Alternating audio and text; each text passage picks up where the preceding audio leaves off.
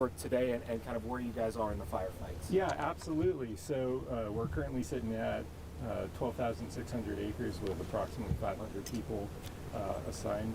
The operating cost is estimated to be at around $4 million with 0% containment.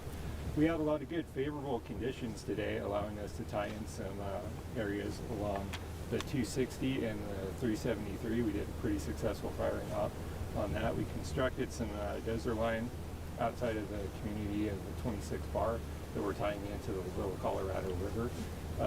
We do have a pretty good amount of people working on the 409 road. We're going to tie that into the 8357A road, and we're going to tie that in on the 261 there, and then we're going to be working pretty hard on that tonight. We did have quite a bit of air ops today. We had 7 helos flying out on the fire today, and of course 1 air attack directing proper drops on that.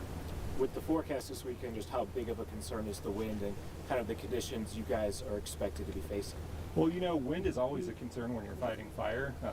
You never let your guard down on that. Tonight we're going to be working pretty hard and tying in quite a bit, doing quite a bit of firing operations to square things up for the red flag warnings that might be coming this weekend.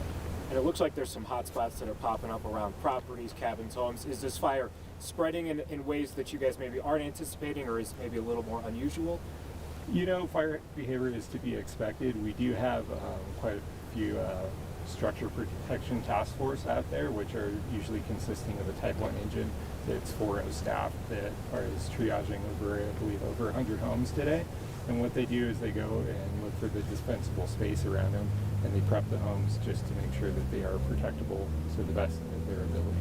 And a lot of people in this community anxious to get back in their homes or for this to get any containment. What's your message to people who live in this area tonight? Well, I mean, as a resident here, I absolutely feel you.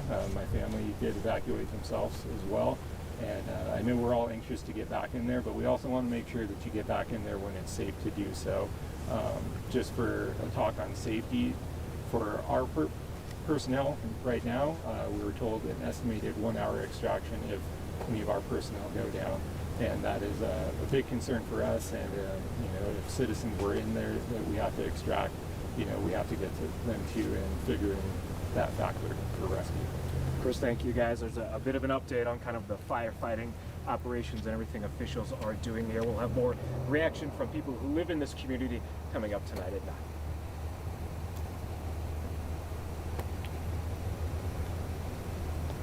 Hey, Chris, a question from over here, if we can. Absolutely. When you say 12,600 acres, I believe that's the same acreage we got about late this morning. Is it accurate to say that some of these conditions allowed for that acreage to not increase rapidly? So we get our acreage from 2 sources. So one, there is a thing called a tab, which is total acres burned, that gets reported to our dispatch, and that will push to update the acres. And also from nighttime ops with infrared flights, and that will pick up any hot spots, and then we get a more accurate GPS. At this time, that is what we're holding at. It may change overnight, of course. With the firing operations, you're definitely going to see an increase of acreage, but that's not necessarily a negative thing, as we're scoring up lines and reinforcing that box.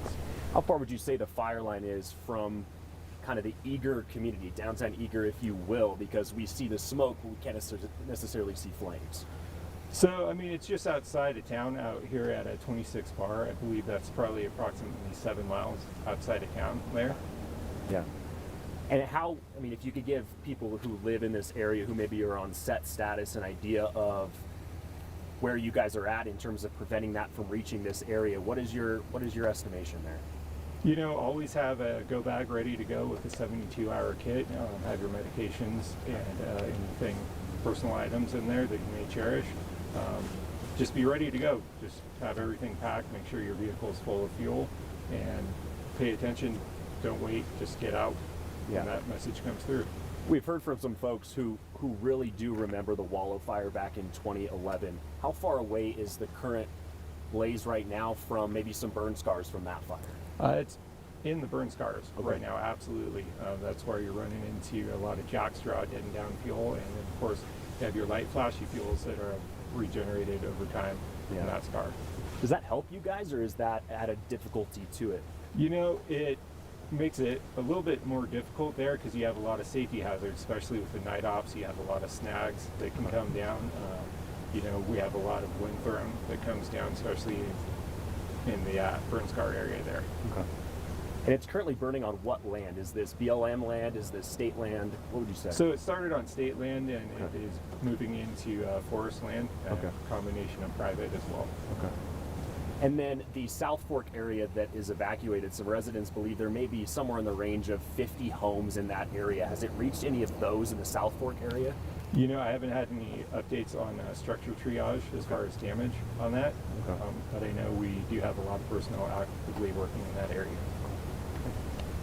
We know you all have been watching closely for that second ridge line. How close is it to that ridge line? Are you referring to the one behind 26 bar there? Yes. I mean, it is probably a quarter mile from that ridge line there.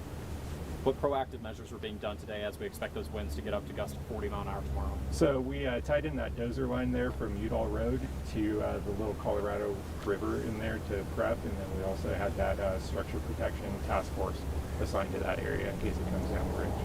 We spoke to a police officer today who gave us some information. I'd love to have some more enlightenment on it about the white smoke. Is that a sign that it's burning at lower levels and not it's kind of taming a bit? So there's a lot to be said about smoke on a fire. You can actually read the fire behavior quite a bit, and it depends on what fuels it's burning. So your white smoke is usually your light flashy fuels, whereas when you see that dark black smoke, you're getting into stuff that has a lot higher fuel moisture, like your ponderosa pines and that sap and the greenery that goes along with that. We haven't seen a ton of, and correct me if I'm wrong, it burning up trees almost. Is that it's staying on lower level vegetation on the Correct. ground? So you're referring to what's called torching and crowning. Okay. And in this case, you know, our flame lengths are pretty manageable. They're not running, they're not extreme. They're just burning that undergrowth and duff and creeping along. Okay. People see that 0% contaminant, and I think they see that number. How would you characterize how you feel just the efforts are going and how much of a possible handle you guys have on this fire? Well, you know, we're doing the best we can to tie it into that box there. I'll touch base a little bit on containment versus controlled containment. Means that there is line cut all the way around the fire, but there can still be active fire around it, and it's not contained until we burn off from those control lines into the interior of the fire.